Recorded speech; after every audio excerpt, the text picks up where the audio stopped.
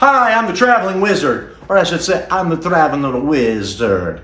And today, I'm going to try to imagine I'm someplace else, because that's really all we can do, right? So today we're going to Italy, which is the one place that you don't really want to go. Now, where's the best place to be in Italy? An Italian kitchen. So today, I'm going to do two things that I've never done before, because I have plenty of time. And one is I'm going to make mozzarella and teach you how to do it. And the second is I'm going to make a nice fresh pasta. I don't mean I'm going to take pasta out of a bag. I mean I'm going to make pasta from stuff that's laying around here. So stick with me on this edition of The Traveling Wizard Goes to Italy in Quarantine.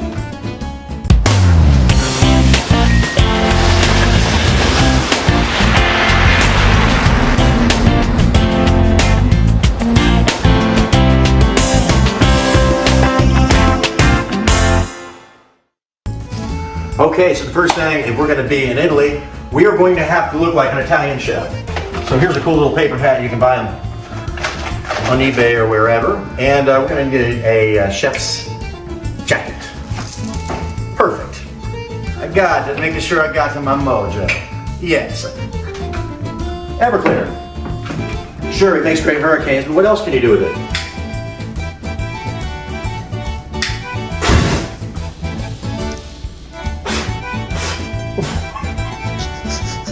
All right, I always like to start off with a nice pizza dough that I've rolled myself.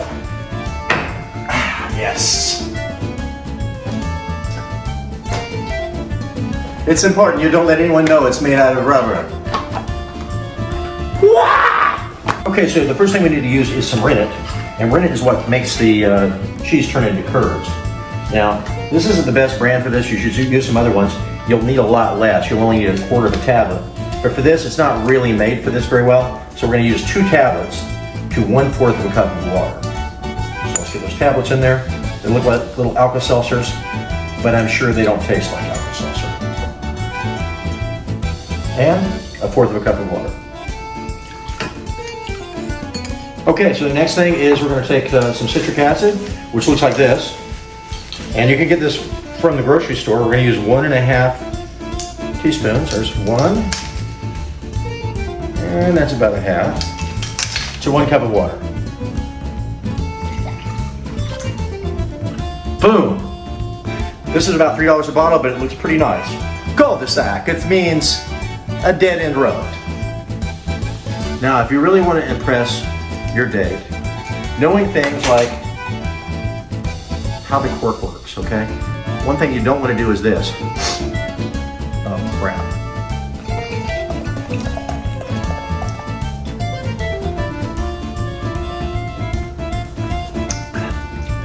I think I'm allergic to this wine.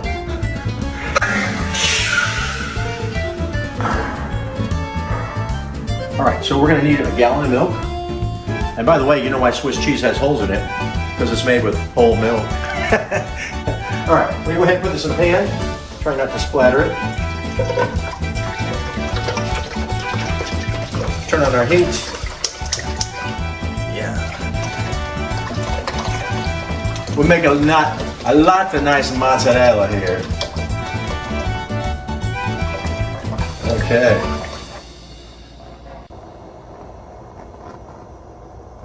So we're going to take our citric acid, which was the cup of water that we put with the citric acid in it, and pour that in. And we're going to stir this on a medium heat until it gets to be 90 degrees. Now, I forgot to get a thermometer, so we're going to try this meat thermometer and hope for the best. Maybe tomato work, who knows.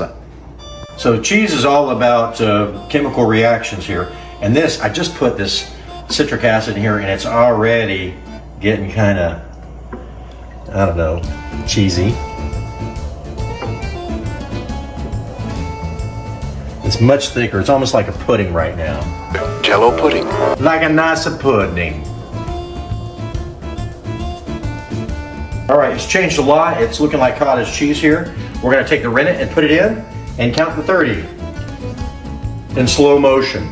A few moments later. 28, 29, 30. We're going to turn the heat off and we're going to let it sit undisturbed for 5 minutes. Cover it.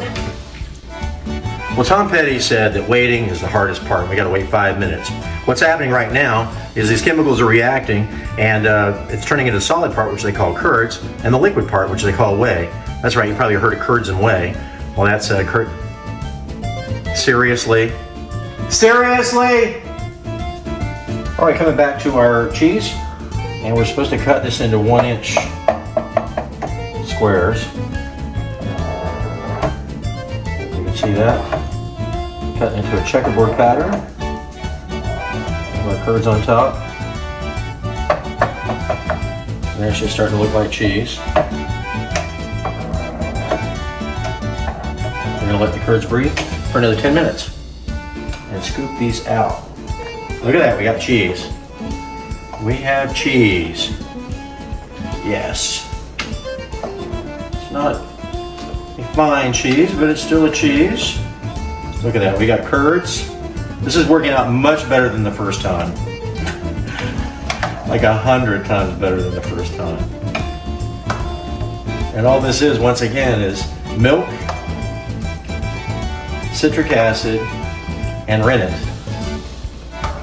That's it.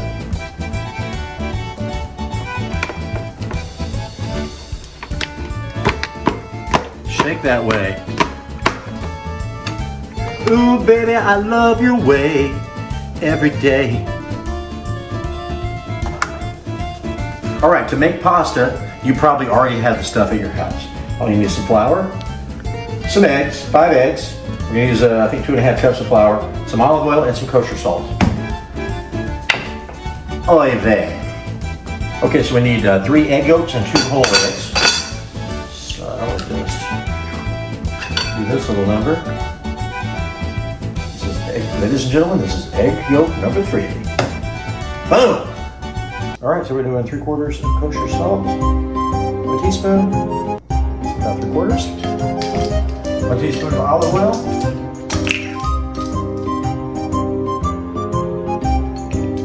we can put more in if we need it, and then of course our last 2 complete eggs.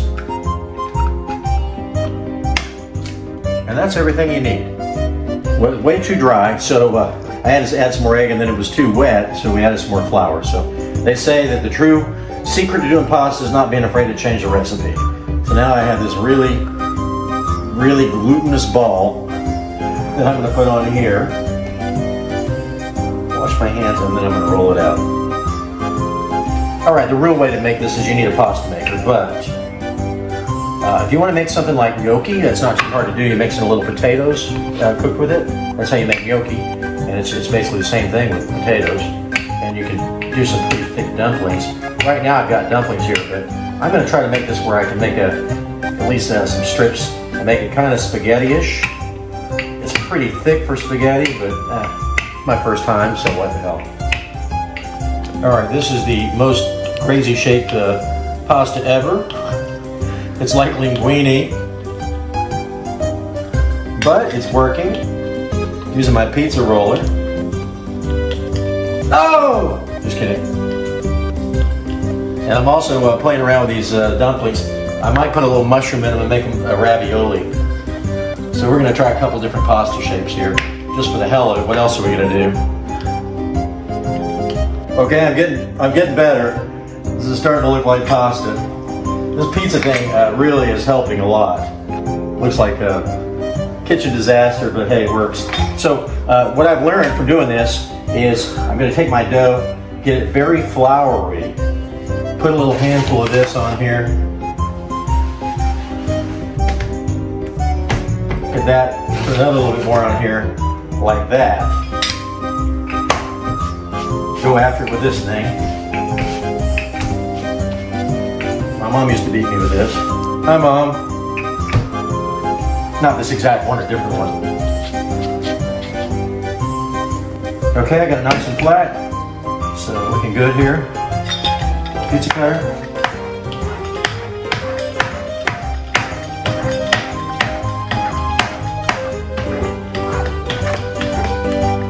Tony Mandola, be proud. Hi, Tony Mandola. Okay, that's it. We got some pasta here. Look at that, it's ready to go. We're gonna throw it in the pot. Some big pieces on there, but I call it I call it a Bellini. Bellini pasta. It's named after me.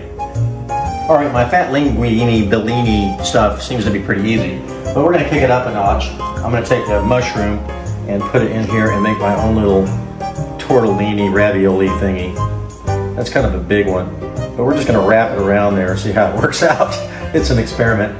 So boom, there you go, just a little bit of dough around a mushroom. And you know, hell, you pay a lot for these at the store. I just made my own. All right, we're ready to put our pasta in the bowl here. I'm gonna take my fine linguine that I've made from scratch, put it in here and hope for the best. Now that's a spicy meatball. And once I put in my tortellinis and my unfinished raviolis, and we're just gonna dump that all in the mix. My boiling hot water with kosher salt. Yes, getting somewhere. We got most of the way out of it. Get out the way. Get out the way. Look at that, huh? That's a fresh mozzarella cheese. We gotta do one more step. We gotta put it in the microwave and get a little bit more of this whey out of it. But it's getting there, look at that. It's almost cheese. Almost. All right, let me tell you my secret recipe for this spaghetti sauce. Pretty simple, we're gonna use some mushrooms, some fresh garlic, and some prego, which means you're welcome in Italian. That's it. Mix in a little bit of hamburger meat. And we're gonna put in our pasta with a little olive oil. Oh, and don't forget a little bit of wine. Makes everything taste better.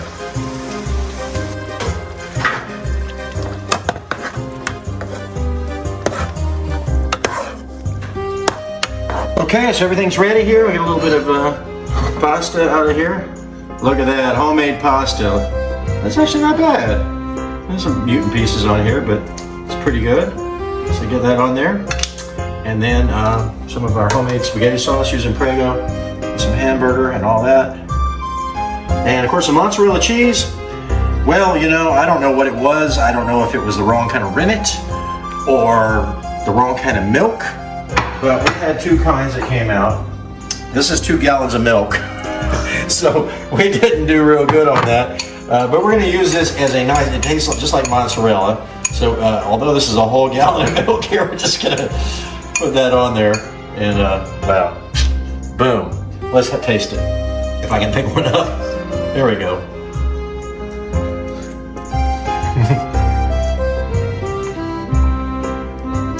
It tastes like pasta. Wow. Who knew?